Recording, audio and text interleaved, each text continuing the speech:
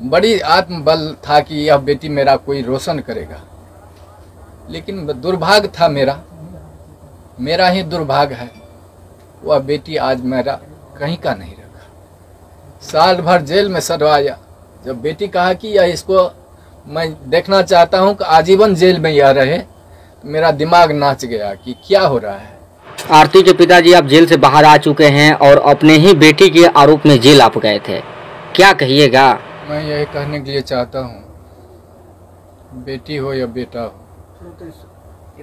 माँ पिताजी गांव समाज के लोग सबों को समान दर्जा देने के लिए चाहते हैं, किसी को बड़ा और किसी को छोटा नहीं। उसी के हैसियत से मैं भी बेटा और बेटी, 4 बेटी 3 बेटा था, 2 तो छोटा छोटा है। 3 बेटी का शादी जमीन सुध भरना लगा करके कुछ शादी कर सलटा दिए थे। चौथा में ये थी, मन में जिज्ञासा था कि अच्छा ढंग से इनका भी शादी करें, लेकिन परिस्थिति डाउन हो जाता है। उस परिस्थिति लेकर के जिद भी कर दी कि मैं ग्रेजुएशन करूंगी तब पिताजी मेरा शादी कीजिएगा। भरोसा दिलाई, सहानुभूति हुआ, अच्छा शिक्षा की ओर झुकाव है तो थोड़ा और सहानुभूति दे करके क्रेडिट लोन ले, विद्यार्थी क्रेडिट लोन ले करके इनको ग्रेजुएशन करवा देते हैं। शिक्षा का विनाश नहीं होता है।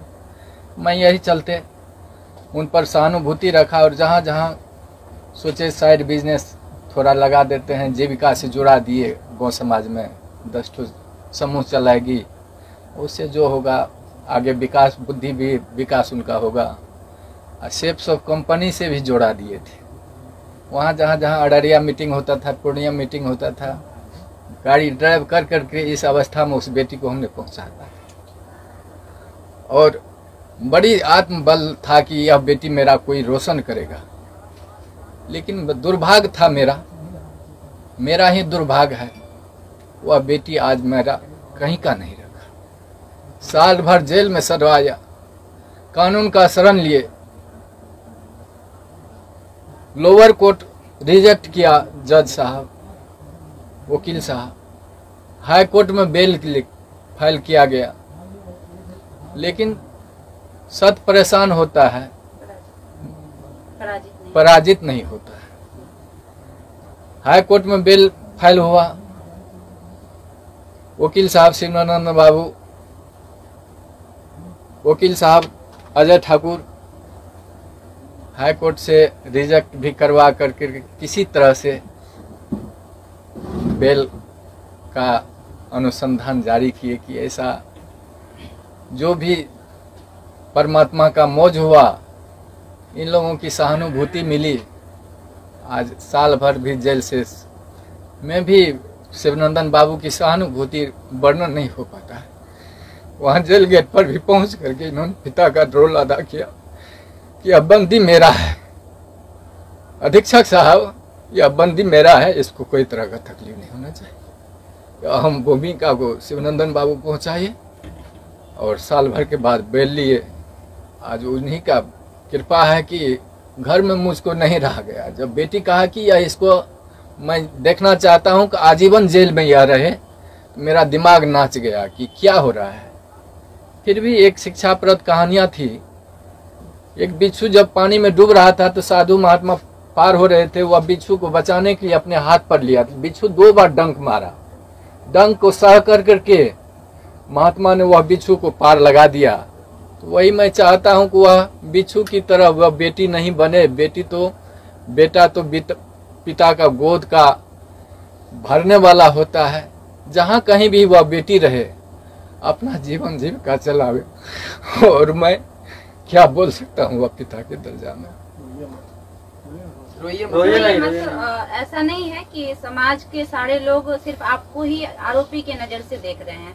कहीं ना कहीं दूसरे वर्ग के लोग ऐसे भी हैं जो आपकी बेटी को भी आरोपी के तौर पे देख रहे हैं, क्योंकि गलती की शुरुआत कहीं ना कहीं आपकी बेटी से होती है, अगर शुरू से देखा जाए पूरा मामला का तो।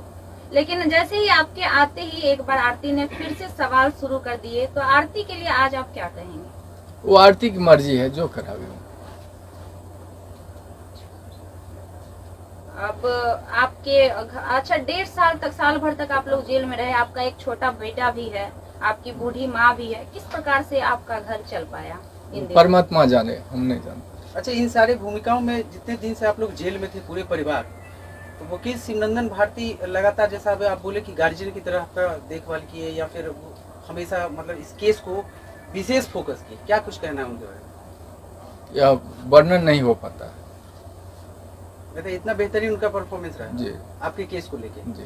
आप एक पिता हैं, लोग ये भी जानना चाहते हैं कि उस रात में असल में क्या हुआ था, कुछ आपको याद है? आप मतलब कुछ देखे थे? बता पाएंगे? आरोप तो झूठे भी लगते हैं, सही जी। क्या है वो तो माननीय न्यायालय के ऊपर है, लेकिन आप कुछ बता सके थोड़ा सा? मालूम थोड़ा सा हुआ तो सोचा कि प्रेम तो अंधा होता है। अच्छा। वो समय जो रहता है, वो अवस्था जो रहता है परे हो रहता है, लेकिन उस पर कितने कितने विद्वान लोगों का भी पैर फिसल जाता है, महात्मा को भी पैर फिसल जाता है। तो हमने सोचा कि जब इस तरह की घटना हुई तो उसको बचाने के लिए हल्ला हुआ कि चोर आ गया है, डकैत आ गया है गोली मारने के लिए। तो उससे पूर्व भी लड़का वो उन्होंने धौंस दिया था कि मैंने गोली से उड़ा दूंगा। किसको दिया था? पवन यादव को, मेरे बेटा रविकांत को। अच्छा। गोली से उड़ा दूंगा, बचने के लिए नहीं दूंगा।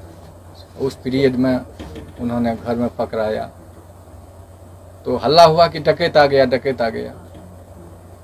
डकैत के दरमियान में पहचाने उसको तो कहा, देखे मेरा जात भाई है, बच्चा है, पैर फिसल गया। उसको बचाने के ख्याल से मैंने घर में बंद किया, और उस दरमियान में कैसे उसका मौत हो गया हम लोगों को